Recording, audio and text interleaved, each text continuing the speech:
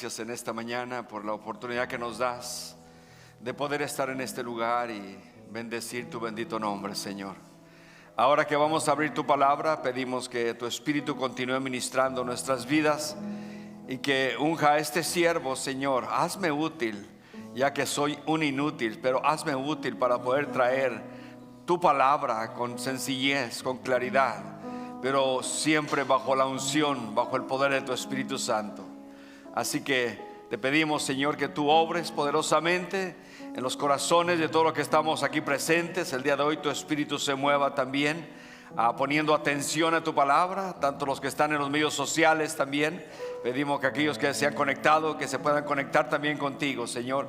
Los que están fuera del santuario, bendice también sus vidas, Señor, y que juntos podamos el día de hoy escuchar tu palabra y que ella nos bendiga a cada uno de nosotros y podamos salir de aquí bendecidos y dispuestos a vivir la vida que tú nos pidas que vivamos. En el nombre de Jesús lo pedimos y todos podemos decir amén y amén. Puede tomar asiento y un aplauso al Señor, ¿por qué no? Al Señor un aplauso. Bien, buenos días familia en Cristo. ¿Cómo se encuentran ustedes? ¿Bendecidos? Prosperados y en victoria, ¿no? Es un momento especial que estamos aquí en la casa del Señor para abrir su palabra. Bien, pues nuevamente, como siempre les recuerdo, ya huele a Cristo, las cosas no mejoran, pero eso nos dice que Cristo viene pronto por nosotros y tenemos que estar con esa expectativa de que pudiera ser hoy. Si viviéramos con esa expectativa, nos comportaríamos diferente nosotros, nos amaríamos de verdad unos a los otros, podríamos soportarnos los unos a los otros, si en verdad creyéramos que Cristo viene hoy, porque eso cambiaría nuestra perspectiva de nuestra vida. Bien, entonces sin más vamos al Evangelio de San Mateo en el capítulo 6, donde empezamos ya la semana pasada capítulo 6. Y vamos a ir también a Lucas capítulo 11. Son dos escrituras que vamos a leer porque es la misma historia, es la misma escritura, solamente que una está un poco más comprimida, pero es la misma historia que vamos a leer el día de hoy aquí. Es una oración más que todo. Lucas 11, 1 al 4 y Mateo 6 del 9 hasta el versículo 15. Y el título del mensaje en esta mañana es una petición que le hicieron sus discípulos a Jesús y que debemos tenerla siempre en nuestro corazón. Señor, enséñanos a orar. ¿Quién de nosotros no quisiéramos aprender más y más a orar? A realmente derramar nuestra alma delante del Señor como a Él le agrada. Orar en su voluntad. No orar para nuestros deseos egoístas, sino orar para que todas nuestras oraciones se alineen a la voluntad de Dios. Estamos en el tema del Sermón del Monte. Y sucedió en un vecindario de aquí de la ciudad de Riverside que había una iglesia cristiana pequeña que se reunían domingo a domingo y entre semana, y de repente el domingo le llega la noticia al pastor de que un hombre ateo iba a construir una cantina enseguida de la iglesia. El pastor inmediatamente motivó a toda la congregación a que estuviesen orando, no solamente en la iglesia, sino en sus casas fervientemente para que eso no sucediera. Pero sucedió que mientras más oraban, más rápido construían el edificio para la cantina. Por fin llegó el día que estaba la cantina ya construida y le puso un letrero enfrente, una pancarta que decía: se abre el próximo viernes y todo a medio precio. Entonces el pastor nuevamente dijo: hermanos, oremos para que se queme esa iglesia. Amén, pastor. Y sucedió que ese viernes por la mañana cayó una tormenta tan fuerte y le cayó un rayo a la cantina, al edificio, y se quemó hasta el piso, no quedó nada. Y los hermanos estaban gozosos, pero el ateo se dio cuenta de lo que había sucedido, de la oración que había hecho la iglesia, y de inmediatamente los demandó. Puso una demanda en contra de la iglesia, $1,000,000, porque se me quemó mi edificio por causa de esa iglesia. Y estando frente al juez, de verdad que el hombre ateo acusaba que por causa de la oración de esa iglesia su cantina se había quemado. Y llamaron al pastor y varios de la congregación que estaba ahí. El pastor asustado: $1,000,000 no lo tenemos. Y decía: no, señor, no es cierto lo que está diciendo este hombre. Entonces el juez dijo estas palabras: no lo puedo creer. Que este ateo que no cree en Dios crea más bien en el poder de la oración que la iglesia entera. Y ustedes saben, hermanos, que Jesús pasó poco tiempo ministrando en la tierra. No pasó años, fueron 3 años y medio cuando mucho pasó. Pero mucho de ese tiempo Él lo invirtió en la oración, en pasar tiempo en su comunión con su Padre. Muy a menudo por las noches o muy de mañana, Él estaba ante la presencia de su Padre Celestial. En varias ocasiones lo encontramos yendo al monte por las noches. Lucas 6:12 dice que en aquellos días Él fue al monte a orar, y escuche, y pasó toda la noche orando a Dios. ¿Qué ejemplo tenemos nosotros en el Señor Jesucristo? La oración, podríamos decir que era el aire espiritual que Jesús respiraba en cada momento de su vida. La oración era el aire espiritual que Jesús respiraba en cada momento de su vida. Pero la pregunta que me hice yo, pero ¿qué de nosotros? ¿Cómo está nuestra vida de oración? Necesitamos pedirle al Señor lo mismo que le pidieron sus discípulos: Señor, enséñanos a orar. ¿O nos sentimos satisfechos con esa vida de oración mediocre que la mayoría tenemos? Ojalá que usted no lo quiero ofender en ninguna manera. Pero la mayoría tenemos una vida de oración mediocre, no damos tiempo a la oración. O sea que alguien ha dicho así, dice que muchos cristianos ofrecen sus oraciones como los marineros usan sus bombas, solo cuando el barco empieza a llenarse de agua. Y puede ser verdad en la vida de nosotros, que solamente oramos cuando miramos que el barco se está hundiendo, que no hay solución a la situación que estamos viviendo. Pero los que somos verdaderos discípulos, recuerde, nuestro trabajo es imitarlo a Él. Efesios capítulo 5 versículo 1 dice el apóstol Pablo: sed pues imitadores de Dios como hijos amados. Sed pues imitadores de Dios como hijos amados. Entonces debemos orar como oró Jesús. Recuerde, su oración era como el aire que respiraba. O sea que era una prioridad en su vida. Además de esto, debemos saber cómo orar. Por eso estamos estudiando esta porción del Padre Nuestro, que lo empezaremos el día de hoy. Si no sabemos cómo orar, eso resultará solamente en un palabrerío, solamente en algo que ya tenemos, algo mecánico que ya tenemos en nuestra mente. Y a veces así oramos: Señor, bendice los alimentos en el nombre de Jesús, amén, y al sartén, y vámonos. Es algo que ya tenemos, algo mecánico que tenemos en nuestras vidas, pero no abrimos nuestro corazón realmente al Señor. Pero si sabemos cómo orar, luego oraremos de este modo, todas las demás partes de nuestra vida serán fortalecidas y puestas en la adecuada perspectiva. Así que tengamos en nuestra mente esta frase: Señor, enséñanos a orar. El comentarista Martin Lloyd dijo así: el ser humano está en su mayor y más alto nivel espiritual cuando sobre sus rodillas se pone cara a cara con Dios. Escúcheme esto: el ser humano está en su mayor y más alto nivel espiritual cuando sobre sus rodillas se pone cara a cara con Dios. Y la Biblia enseña mucho en cuanto a la importancia del poder de la oración. Es más, la llaman la oración eficaz en Santiago 5:16, y nos dice que esa oración eficaz puede mucho. Le voy a dar unos ejemplos. El criado de Abraham oró por una esposa para Isaac, y ¿quién apareció? Inmediatamente apareció Rebeca. Moisés oró y vencieron a Abimelech. Ana oró y Samuel nació. Y Isaías y Ezequías oraron, y el ángel de Jehová se echó a 185,000 sirios en una noche. Elías oró y no cesó la lluvia por 3 años. Volvió a orar y la lluvia vino. Esos son solamente unos ejemplos de cómo Dios contesta la oración. Vamos a leer entonces Lucas capítulo 11 versículos 1 al 4 y regresamos después a examinarla a través de Mateo capítulo 6. Pero vamos a leer en Lucas, vamos a empezar con Lucas en esta mañana. Póngase de pie por favor y mire lo que dice aquí. Vamos a hacer solamente 4 versículos y después a través de los puntos vamos a examinar a través de Mateo, para no leer 2 lecturas, solamente una en estos momentos. Aconteció que estaba Jesús orando en un lugar, y cuando terminó, uno de sus discípulos le dijo, ¿qué le dijo?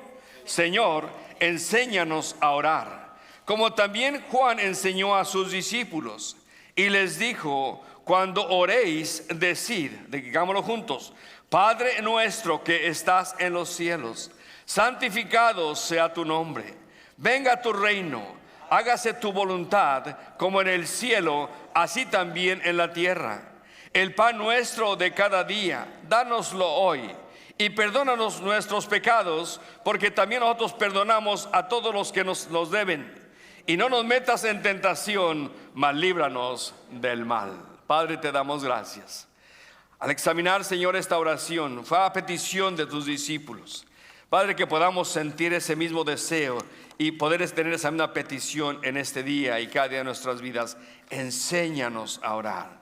Te damos gracias por ello en el nombre de Jesús. Y todos podemos decir amén y amén. Tome asiento, por favor. El relato de Lucas en la oración modelo, o la oración del Señor, como le llaman algunos, pero más que todo la oración de los discípulos, es una versión abreviada de la que vamos a estudiar en el Evangelio de Mateo capítulo 6, versos 9 al 13 o al 15. Aunque las dos oraciones ocurrieron en ocasiones distintas, y esto es algo muy importante que lo entendamos. La del Evangelio de Mateo ocurrió en el monte, ¿dónde? En Galilea. Pero la de Lucas ocurrió en Judea. ¿Qué nos dice esto? Que Jesús constantemente enseñaba esto. Enseñaba a los suyos a orar. O sea que refleja la enseñanza repetida de Cristo. Solamente que Mateo la pone completa y podemos ver que Lucas la abrevió un poco, pero es la misma enseñanza. Esta oración es el modelo que usó Jesús, note, para enseñar a sus discípulos y a todos los creyentes. O sea que la estructura y las características que se requieren en la oración, no todas, pero algunas de ellas las más importantes. Porque la oración más importante o la agenda que debemos orar nosotros para que llegue nuestra oración al trono de Dios, yo le puse, debemos orar como si oráramos, nuestra oración va a llegar a casa. Y con la letra le voy a decir que contiene la oración que llega a casa. A, adoración, con la que comienza el Padre Nuestro. C, confesión. El Padre Nuestro contiene también la confesión. A, agradecimiento. S, la súplica. Y la última A, acción. Porque si no oramos, solamente pensamos, no va a suceder nada.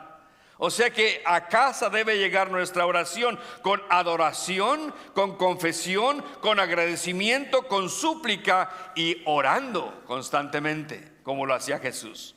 Veamos la petición, pero en Lucas capítulo 11, versículo 1. Aunque a menudo Jesús buscaba estar a solas para orar, Lucas 5:16 dice que él se apartaba a lugares desiertos y oraba. En esta ocasión él estaba orando a vista de los discípulos, y uno de ellos, a nombre de todos, vino con esta petición: enséñanos a orar, oh Señor, enséñanos a orar.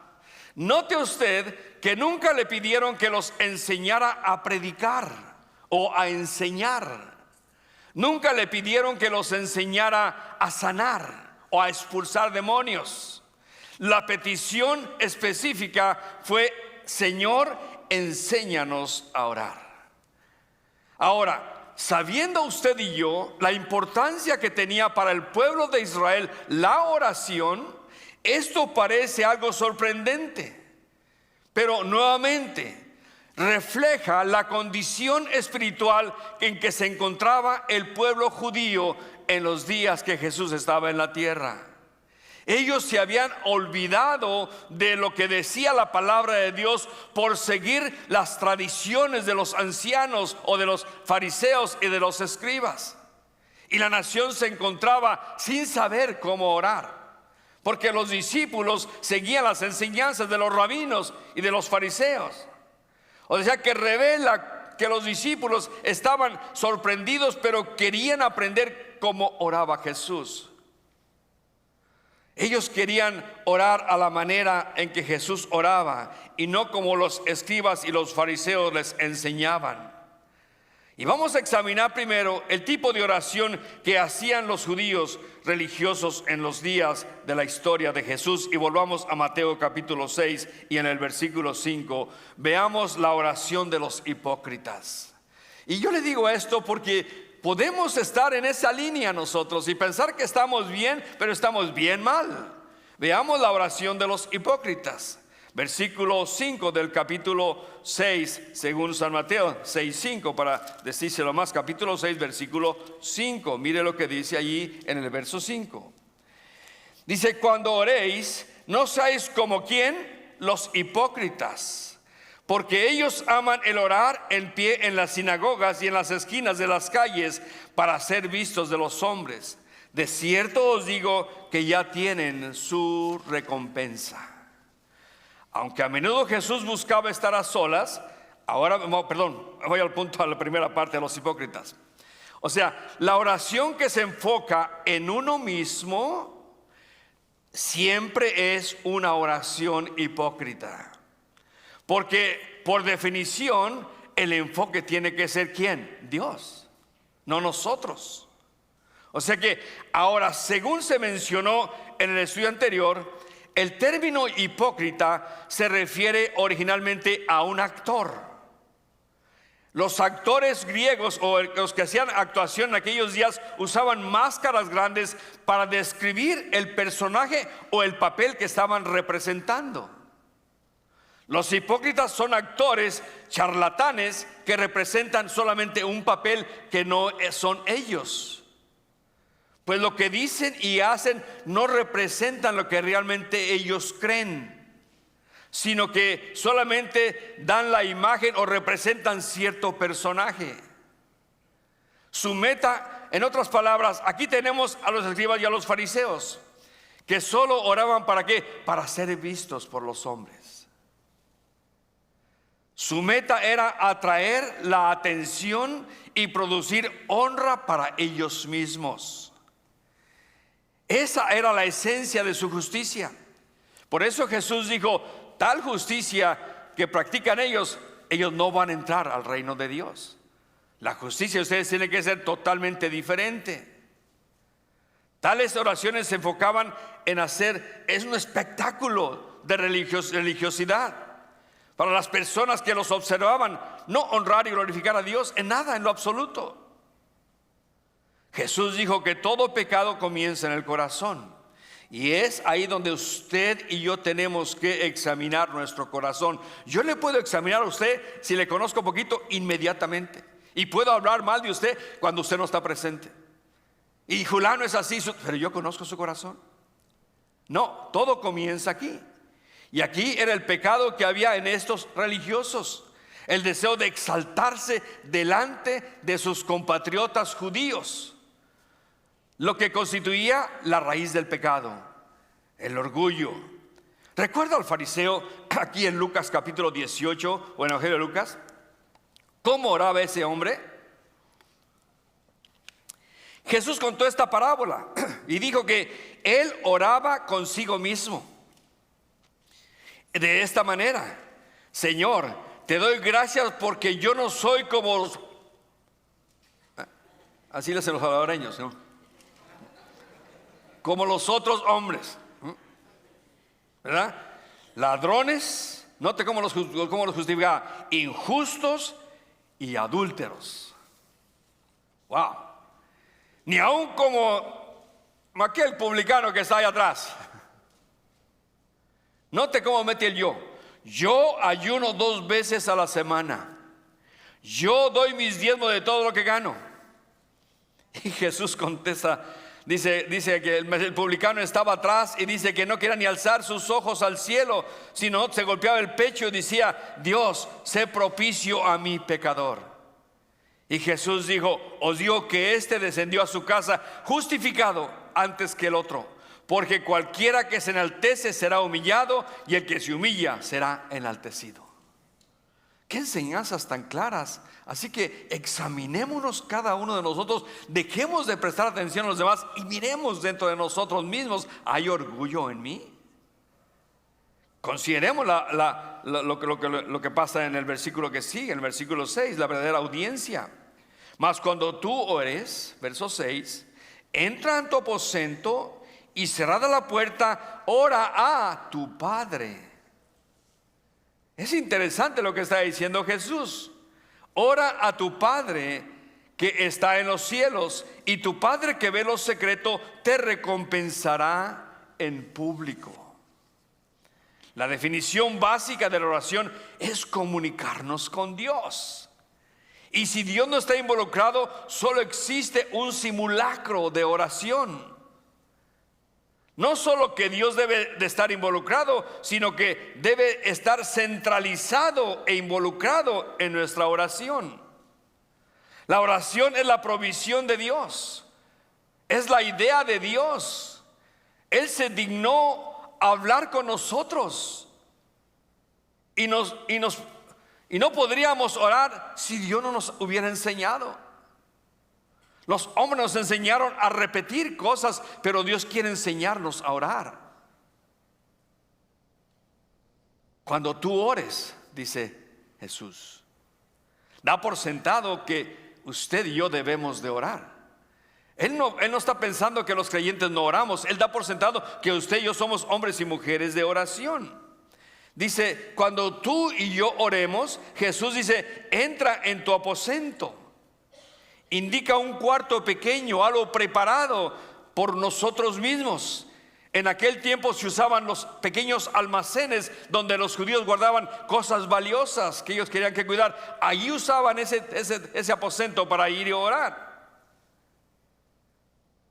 O sea que es algo muy interesante. Como ya mencionamos, Jesús no prohíbe la oración en público de ninguna manera. En 1 de Timoteo 2:1-4 nos manda Pablo a que oremos públicamente. Exhorto ante todo que se hagan negativas, rogativas y oraciones, peticiones y acciones de gracias por todos los hombres, por los reyes, por todos los que están en eminencia. Note, para que vivamos quieta y reposadamente con toda piedad y honestidad, porque esto es bueno y agradable delante de Dios nuestro Salvador. Note, el cual quiere que todos los hombres sean salvos y vengan al conocimiento de la verdad. Enseñanzas muy importantes. Debemos orar por el presidente, nos caiga bien, nos caiga mal. Dios lo puso allí, nos guste o no nos guste. Dios pone, Dios quita. Eso dice la Escritura. Debemos orar por lo que está en eminencia. Dice: y tu Padre que ve lo secreto, que te recompensará en público. El secreto más importante que el Padre ve no son las palabras que pronunciamos en la privacidad de nuestras habitaciones, sino los pensamientos que tenemos en la privacidad de nuestros corazones. Él ve el corazón. Veamos de enseguida rápidamente la petición, la repetición sin ningún sentido, versos 7 y 8 de Mateo capítulo 6. Y orando, dice: no uséis vanas repeticiones como hacen los gentiles, que piensan que por su palabrería serán oídos. No os hagáis pues semejantes a ellos, porque vuestro Padre sabe de qué cosas tenéis necesidad antes que vosotros la pidáis. Vanas repeticiones no pueden forjar una comunión real con Dios. Y muchos judíos habían adquirido o habían aprendido de los gentiles esta manera de orar, de repetir cosas vanas. Decían los gentiles que mientras más larga era la oración a su Dios, era más aceptada, y los judíos habían aprendido de ellos esto. Piensan que por su palabrerío serán oídos, dice Jesús. Escucha esto. Quienes oraban a dioses paganos creían que a sus deidades primero tenían que despertarlas porque posiblemente estaban dormidos. Después tenían que halagarlas, y después intimidarlas, y por último acosarlas verbalmente para que pudieran escuchar y contestar sus peticiones. ¿Recuerda usted cuando Elías se encontró en el monte Carmelo con los profetas de Baal? Eran 400, 450, algo así. La historia se encuentra en Primera de Reyes, en el capítulo 18, 26 al 29. Se la voy a parafrasear porque el tiempo no nos gana. Pero ahí estaba retando Elías al pueblo de Israel, y les dijo: vamos a hacer una prueba, un reto entre los dioses de Baal y nuestro Dios. Y vamos a ver que el Dios que conteste con fuego del cielo sobre el sacrificio, ese es el Dios verdadero. Y dice que Elías le dijo a ellos: bueno, ustedes son más, preparen primero ustedes el holocausto. Mataron el buey, pusieron la leña. Y dice: pero no le pongan fuego, porque su Dios tiene que contestar con fuego. Y dice que aquellos sacerdotes pasaron horas y horas pidiendo y clamando a su Dios. Y llegó el momento en que el profeta Elías empezó a hacerles bullying a ellos. Griten más recio, les decía. Quizás está dormido, porque esa era la creencia, que sus ídolos se dormían. Quizás está dormido, o quizás está en el baño, ocupado, haciendo número 2. Y estos hombres llegaron hasta a sacarse sangre con cuchillos, y gritaban y clamaban, y nada sucedía. Pero en cuanto Elías preparó su sacrificio, mandó que le echaran agua a la leña, que llenaran toda la zanja de agua. Y cuando él clamó a Dios, fuego cayó del cielo y consumió todo el holocausto. Y el pueblo de Israel decían: oh, Jehová es Dios, decían ellos. Claro.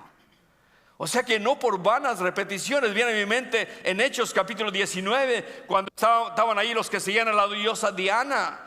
Demetrio, que era el que hacía templecillos de plata, estaba muy preocupado porque Pablo en toda la región de Éfeso había ganado del evangelio de Cristo. Y él decía a los plateros: este Pablo nos va a quemar el negocio. Hagamos algo, porque no solamente el negocio nuestro se va a ir a la quiebra, sino también el templo de la diosa Diana, nuestra diosa, dice, va a quedar en nada. Y entonces ellos empezaron a decir: grande es la diosa de Diana, diosa de los efesios. Y dice que arrestaron a ciertos cristianos y los llevaron a cierto lugar, pero el pueblo gritaba por 2 horas: grande es Diana de los efesios. Por eso Jesús dice: no os hagáis pues semejantes a ellos, porque vuestro Padre sabe de qué cosas tenéis necesidad antes que vosotros las pidáis. Y viene una pregunta: si Él ya sabe, ¿para qué pedirle, no? Oye, vale, ¿para qué le voy a pedir si Él ya lo sabe? ¿Sabe qué? Porque Él nos quiere ver.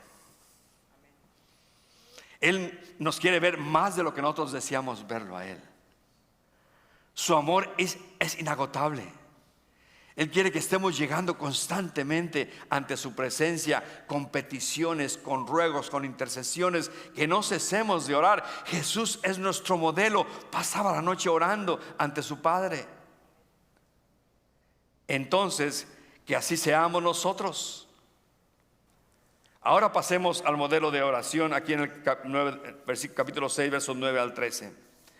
Vamos a mirar la respuesta que dio Jesús a sus discípulos. Versículos 9 en adelante. Regresemos a Mateo capítulo 6, ya estamos allí. Dice el versículo 9, ahora sí lo vamos a leer juntos, por favor. Vosotros pues oraréis así: Padre nuestro que estás en los cielos, santificado sea tu nombre. Venga tu reino, hágase tu voluntad como en el cielo, así también en la tierra. El pan nuestro de cada día, dánoslo hoy, Y perdónanos nuestras deudas como también nosotros perdonamos a nuestros deudores. Y no nos metas en tentación, mas líbranos del mal, porque tuyo es el reino y el poder y la gloria por todos los siglos. Amén. La oración que Jesús está enseñando aquí no está destinada a ser repetida, aunque podemos hacerlo. Yo no veo mucho como repetimos el Salmo 23, como repetimos el Salmo 91. No tiene nada de malo, pero no era el propósito que fuera repetida. O sea, primero, este pasaje inicia así: vosotros pues oraréis así. En el relato de Lucas, la petición de los discípulos nunca fue enséñanos una oración, sino enséñanos a orar. Ahí está la diferencia. Segundo, Jesús acababa de advertirles que no usaran vanas repeticiones como los gentiles. Tercero, en ninguna parte del Nuevo Testamento, los evangelios, se nos exhorta a que estemos repitiendo esta oración, ni la iglesia primitiva lo enseñaba. O sea que el enfoque pues de la oración debe de ser Dios en su adoración, en su dignidad y en su gloria. No se trata, no se trata de que por mi oración yo vaya a conseguir lo que yo deseo, porque mis deseos pueden ser egoístas, humanos. La oración es afirmar la soberanía, la justicia y la majestad de Dios. Es tratar de conformar nuestros deseos y propósitos a su voluntad, a su gloria. Cada faceta de la oración de los discípulos, o la oración modelo, vamos a ver que el enfoque es Dios. Así que solamente veremos dos elementos solamente el día de hoy. Veamos, número uno, el primer elemento, la paternidad del Padre. Vosotros pues oraréis así: Padre nuestro que estás en los cielos. Dios como Padre nuestro es algo bien padre, hermanos. Muchos aquí quizás no tuvieron un buen padre. Quizás fueron padres que fueron muy malos con ustedes, los abandonaron, puede ser, los tiraron, los golpearon durante toda su vida. Muchos de ustedes quizás no tuvieron un buen padre, pero este padre es un padre bien padre. Si usted es creyente el día de hoy, este es su verdadero padre. Esta palabra padre es la que hace radicalmente diferencia entre las oraciones judaicas o de los rabinos o de los escribas y los fariseos y de ahora nosotros en Cristo. La oración del Antiguo Testamento nunca se refirió a Dios como Padre personal o individual, siempre como nuestro Padre en términos de la nación de Israel. Malaquías escribió así, 2:10: ¿no tenemos todos un mismo Padre? El Padre de la nación de Israel. ¿No nos ha creado un mismo Dios? En 1 de Crónicas 29:10, David dijo estas palabras a Salomón. Se alegró mucho el rey David y bendijo a Jehová delante de toda la congregación. Y dijo David: bendito seas tú, oh Jehová, Dios de Israel, nuestro Padre, desde el siglo y hasta el siglo. O sea que en ninguna parte encontramos que el judío tuviera una oración hablándole a Dios como su Padre personal. Pero la Escritura nos dice que el Padre de los no creyentes, Dios es solamente creador de los no creyentes, pero los no creyentes tienen un Padre también. Y Jesús le dijo a los judíos cuál era su Padre en San Juan 8:44, cuando le dijo: vuestro Padre es el chanclas, el diablo. Y nos guste o no nos guste, si tú no eres un creyente, no eres un hijo de Dios, tienes otro padre. Y aquí dice que es el diablo. Escucha esto: Dios es Padre solo de quienes han llegado a su familia a través de su Hijo Jesucristo. Y aunque Mateo usó la palabra pater del griego, se cree que Jesús hablaba más en su ministerio arameo, por lo cual cree que usó la palabra Abba, papito. O sea que Dios es nuestro papito que está en los cielos. Esto conlleva una connotación más íntima y personal. Si usted no había notado eso, tenemos una relación con Dios tan íntima, o deberíamos de tenerla, como nuestro papito, nuestro Padre Celestial, nuestro Abba. Romanos 8:15 dice el apóstol Pablo: sino que habéis recibido el espíritu de adopción, por el cual clamamos Abba, Padre. San Juan 1:12 dice que viene a ser nuestro Padre cuando nosotros creemos en Él y le recibimos en nuestro corazón. Nos da el derecho de ser hechos hijos de Dios. Debido a que los creyentes le pertenecemos al Hijo, a Jesucristo, podemos llegar ante Dios como sus hijos amados, sus hijos adoptivos, y de esa manera presentarnos ante Él. Padre nuestro que estás en los cielos. ¿Por qué? ¿Por qué podemos acercarnos a Él? Primero, el poder llegar a Dios como nuestro Padre significa el final de todo temor. No tenemos por qué vivir en temor, usted y yo. Los paganos temen ante sus ídolos, mas nosotros confiamos en nuestro Dios, que es todopoderoso. Recuerde 1 de Juan 4:18, el perfecto amor echa fuera el temor. Segundo, conocer la paternidad de Dios resuelve las incertidumbres y nos brinda esperanza. ¿Cuánta incertidumbre hay hoy en nuestros días, en la humanidad entera? Pero eso resuelve que tenemos a un Dios que es nuestro Padre y nos brinda una esperanza segura. Escúcheme, si un buen padre terrenal no escatima esfuerzos para ayudar y proteger a sus hijos, ¿cuánto más nuestro Padre Celestial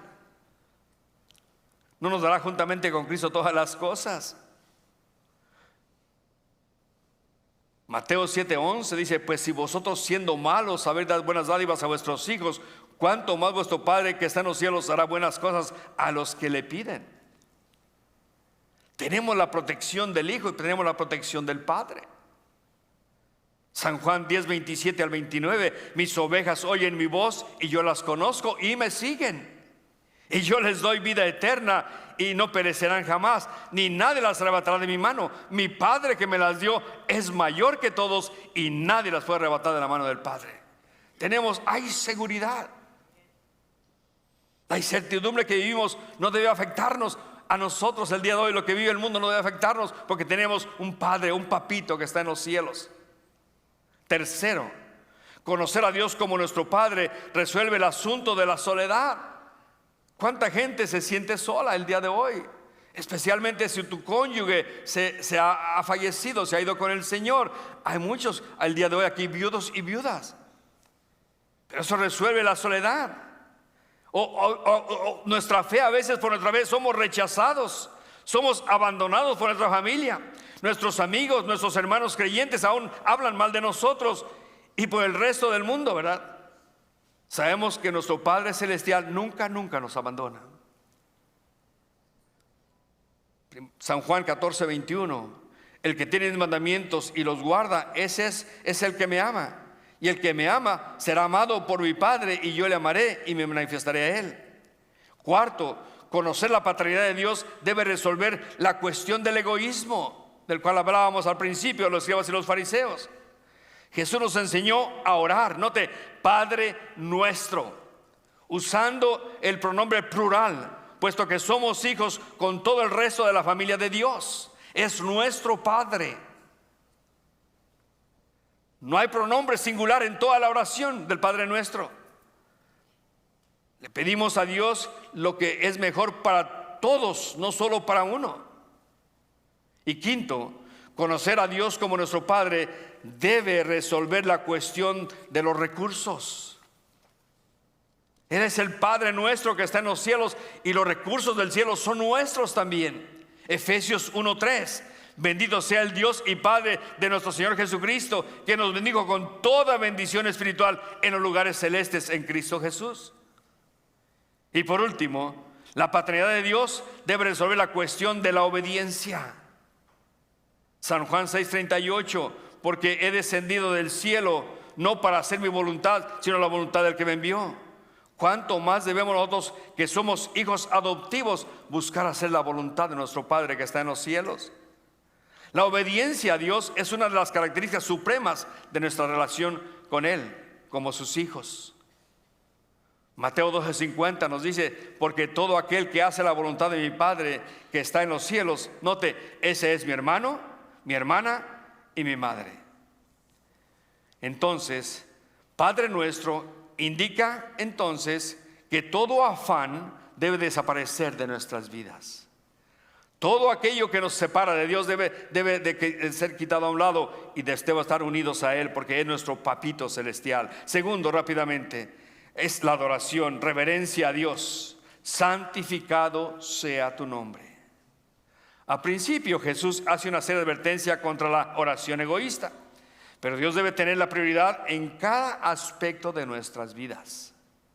Y sin lugar a duda, durante nuestro tiempo de la más profunda comunión con Él, en la oración.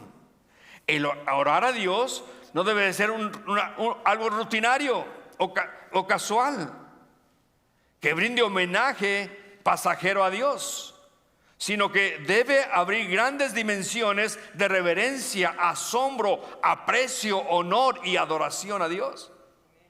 Al acercarnos a Él, no nos acerquemos solamente con una lista de peticiones. Lleguemos primeramente adorando su bendito nombre, reconociendo quién es Él, el creador del universo, el Rey de reyes y Señor de señores. Citémosle esas escrituras que nosotros conocemos de lo que Él es. Escucha, el nombre de Dios significa infinitamente más que sus títulos o apelativos, pues su nombre representa todo lo que Él es: su carácter, su plan y su voluntad. Cuando Moisés subió al monte Sinaí para recibir los mandamientos por segunda vez, estuvo ahí proclamando el nombre de Jehová. Y dice Éxodo 34, 5 al 7: y pasando Jehová por delante de él, proclamó: Jehová, fuerte, misericordioso y piadoso, tardo para la ira y grande en misericordia y verdad, que guarda misericordia a miles, que perdona la iniquidad de la rebelión y el pecado. Las características de Dios dadas en los versículos 6 y 7 son equivalentes a su nombre. Salmo 9, verso 10, el rey David dijo esto: en ti confiarán los que conocen tu nombre, por cuanto tú, oh Jehová, no desamparaste a los que te buscaron. El Señor nunca nos deja, hermanos. Nosotros somos los que nos alejamos de Él. En Hebreos 13:5, el escritor, que yo creo que fue Pablo, si usted no está de acuerdo conmigo, en el cielo lo discutimos, pero él dijo: sean vuestras costumbres sin avaricia. Escuche, contentos con lo que tenéis ahora, porque el Señor dijo: nunca, no nunca, no nunca te dejaré ni te desampararé.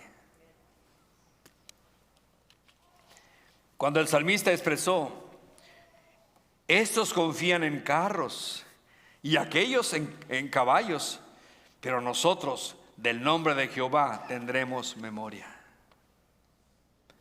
Cada uno de los nombres o títulos que le dan a Dios muestra su carácter y muestra quién es Él. Le voy a mencionar solamente algunos para irnos ya rápidamente a la conclusión.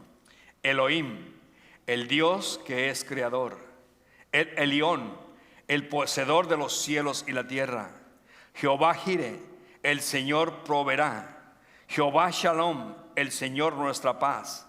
Jehová Tigenú, el Señor nuestra justicia. El Roy, el Dios que me ve. El Shaddai, el Dios todopoderoso. Adonai, Señor y amo. Yahvé Nisi, el Señor mi estandarte.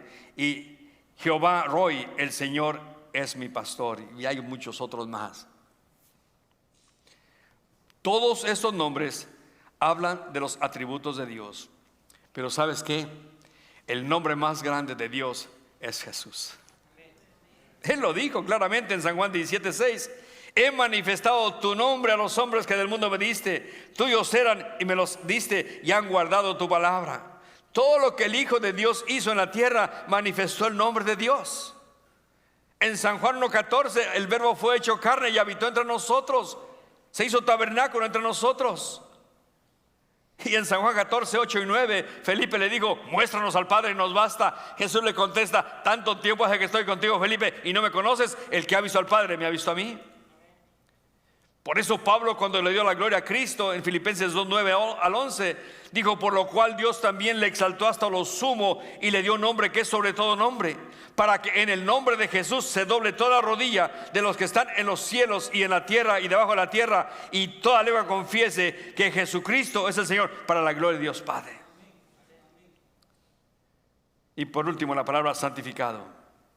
Esta palabra se usaba para traducir una forma de agiazgo, algo así, el griego, que significa apartar algo como sagrado. Y va conectado con la palabra como glorificado, bendecir, alabar, exaltar. En este contexto significa reconocer que el nombre de Dios debe ser exaltado por encima de todo lo creado. Dios está muy separado de todo lo que Él crió. Existe existe en una esfera distinta y tiene sabiduría y conocimiento mucho mayor que los nuestros. Santificar su nombre es creer que Él es el Dios que se ha revelado a través de la palabra. Por eso el escritor de los Hebreos dijo en Hebreos 11:6: pero sin fe es imposible agradar a Dios. Por ello debemos llevar una vida conscientes de que Dios existe y que es real y es el Todopoderoso, el Santo, el Eterno. Es apartar su nombre de todo lo común o profano, lo terrenal, lo humano y temporal. Números 20:12, Moisés desobedeció a Dios. ¿Qué sucedió con Moisés? No entró a la tierra prometida. Y el Señor le dijo: por cuanto tú, no me honraste, no entrarás. Llevar una vida que santifique a Dios empieza en el corazón, hermanos. Al usar una forma de la palabra que este pasaje se traduce santificado, Pedro nos dice así en 1 de Pedro 3:15: sino santificad al Señor en vuestros corazones. Esto implica una conciencia consciente de la presencia de Dios.